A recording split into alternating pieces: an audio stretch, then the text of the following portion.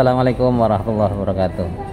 Semoga semua penonton YouTube Dr. Bambang UMY dalam keadaan sehat.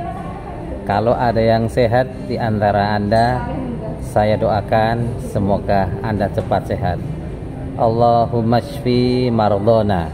Allahumma ya Allah, sehatkanlah orang-orang yang sakit di antara kami. Amin ya rabbal alamin.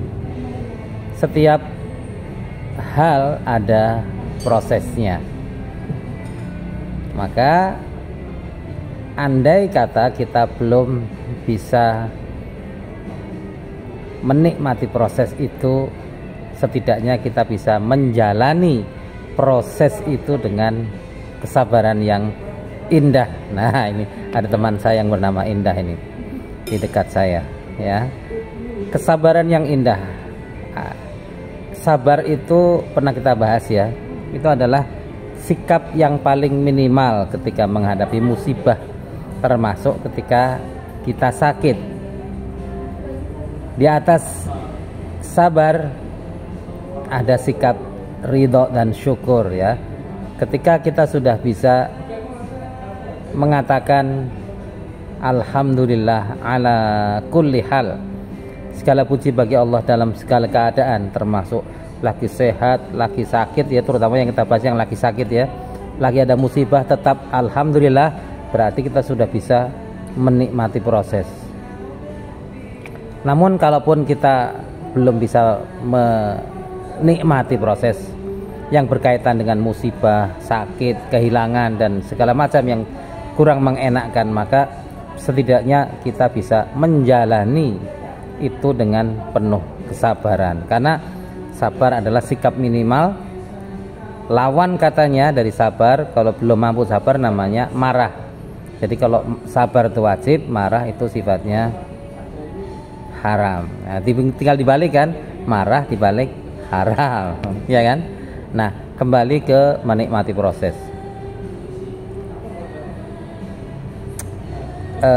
Sakit itu ada prosesnya, penyakit ada prosesnya, namanya perjalanan alamiah penyakit. Penyakit infeksi misalnya, mulai dengan kontak, lalu inkubasi, muncul gejala, namanya proses, semuanya proses. Mulai dari awal sakit, ada progres, sampai suatu saat mungkin bisa memburuk. Sebagai salah satu kemungkinan luaran dari proses penyakit itu, perjalanan alamiah penyakit itu kan, kalau tidak diobati bisa menjadi menjelek, bisa menjadi komplikasi, bisa jadi kematian dan sebagainya. Itu namanya perjalanan alamiah penyakit. Bisa juga sembuh secara spontan. Ada penyakit-penyakit yang bisa sembuh secara spontan, namun harus melewati masa-masa kritis. Misalnya demam berdarah dengue, DBD, itu bisa sembuh sebenarnya secara spontan. Banyak yang bisa sembuh spontan, tapi kadang ada demam berdarah yang melewati masa-masa yang memang membahayakan. Dan disitulah pentingnya kemudian pasien demam berdarah itu dirawat inap. Biasanya, saudara, asal trombosit sudah di bawah 100.000, biasanya diminta untuk rawat inap, untuk diamati apakah penurunan trombositnya sangat tajam, sangat ekstrim dan membahayakan terjadinya perdarahan dan sebagainya atau tidak itu. Dan trombosit saja, bukan hanya trombosit saja, tetapi juga hematokrit, kekentalan darah, harus diamati oleh dokternya apakah kekentalan darahnya seseorang yang kena DP itu mengental atau enggak. Kalau mengental, infusnya dipercepat, dan normal lagi diperlambat lagi. Jadi memang obat dari DP itu hanya pengaturan cairan ini. Jadi DP adalah penyakit hemodinamik, ya, sirkulasi darah harus stabil, maka diawasi. Bukan hanya soal trombosit, namun trombosit juga penting. Karena apa? Kalau di bawah 50.000 itu riskan juga, bahaya, mengandung risiko perdarahan, dan bisa yang ringan, sedang sampai berat perdarahan itu. Nah, itulah perlunya pasien-pasien demam berdarah itu dicek darah kadang pagi sore gitu, supaya diketahui dua hal tadi apa? Yang pertama adalah trombositnya, yang kedua adalah hemodinamiknya, melihat kekentalan darahnya. Nah, itu contoh dari proses pada penyakit. Diagnosis atau diagnostik juga ada prosesnya, ada langkah-langkahnya, ada prosedurnya. Dokter dan pasien tinggal mengikuti langkah-langkah itu, langkah diagnostik. Ya, kadang harus urut ya, kadang harus bertahap gitu. Seperti itu. Jadi tidak bisa instan. Pengobatan juga begitu, ada standarnya, ada prosesnya. Misalnya pengobatan kemo untuk kanker misalnya, tentu juga ada prosesnya, ada standarnya. Mengapa kok kanker A kemoterapinya berjarak 21 hari misalnya?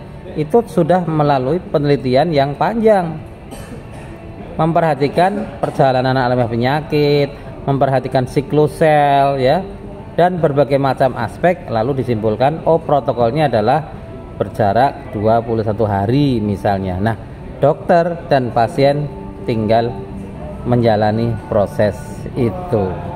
Tidak bisa ditawar dong, bagaimana kalau seminggu biar cepat selesai kemonya? Wah, nanti malah bahaya. Nah, itu jadi penyakit ada prosesnya, diagnosisnya juga, mendiagnosisnya juga ada prosesnya, pengobatannya juga ada prosesnya. Nah, tinggal bagaimana kita bisa menjalani, syukur-syukur bisa menikmati proses itu.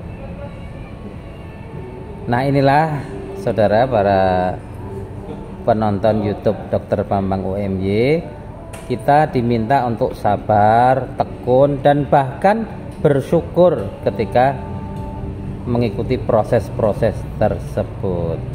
Maka tadi saya sudah mengutip, ada anjuran mengatakan alhamdulillah ala kulli hal. Segala puji bagi Allah dalam semua keadaan. Sakit pun bersyukur.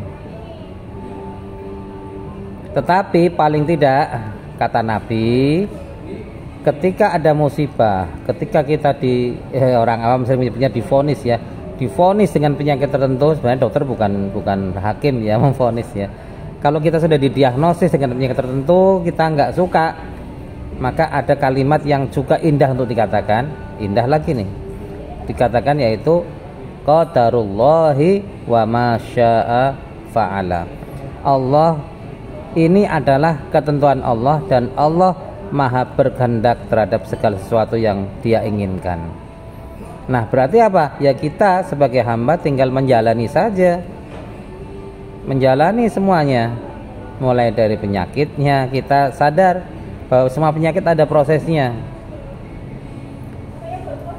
Saudara, kalau kita salah memahami proses penyakit, maka bisa timbul kesalahan sikap. Misalnya ada orang yang datang karena stroke ke rumah sakit, datangnya masih berjalan. Di rumah sakit menjadi melemah dan lumpuh. Kalau dia tidak paham bahwa perjalanan alamiah stroke memang demikian, tadinya geringgingan separuh badan ya, lalu melemah, lalu lumpuh.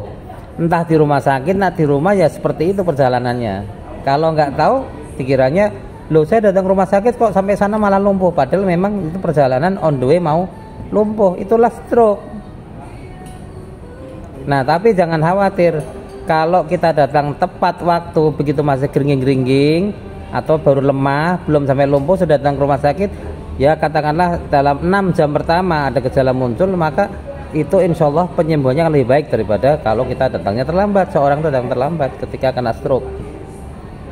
Jadi kita nikmati prosesnya, gitu. Jadi jangan kemudian menyalahkan, wah ini sudah datang ke rumah sakit tetap aja terjadi. Wong tadinya saya di jalan malah di rumah sakit malah jadi lumpuh, nggak bisa apa-apa. Loh, itu adalah proses alamiah penyakit stroke. Nah, tinggal kita jalani proses penyakitnya, lalu setelah itu proses terapinya, lalu proses rehabilitasinya, fisioterapi misalnya, kita ikuti. Dengan demikian, maka kita bisa bersikap dengan benar. Minimal tadi kita mengatakan qadarullahi wa ma syaa fa'ala. Oh, ini sudah menjadi kehendak Allah, takdirnya Allah. Ya sudah, sak dermo ngelampai, tinggal menjalani saja. Syukur, bahkan alhamdulillah ala kulli hal ucapannya, tetap bersyukur. Alhamdulillah saya sedang sakit. Itu orang Jawa kadang-kadang mengatakan begitu tuh. Alhamdulillah saya sedang diberi ganjaran sakit. Nah, itu saya sering mendengar tuh orang-orang Jawa mengatakan demikian. Jadi sesungguhnya itu sudah luar biasa, itu sudah menghayati bahwa yang namanya sakit pun tetap bersyukur, luar biasa. Begitu teman-teman sekalian, Dr. Bambang UMY kali ini berbicara tentang menjalani proses atau bahkan menikmati proses. Sampai jumpa. Assalamualaikum warahmatullahi wabarakatuh.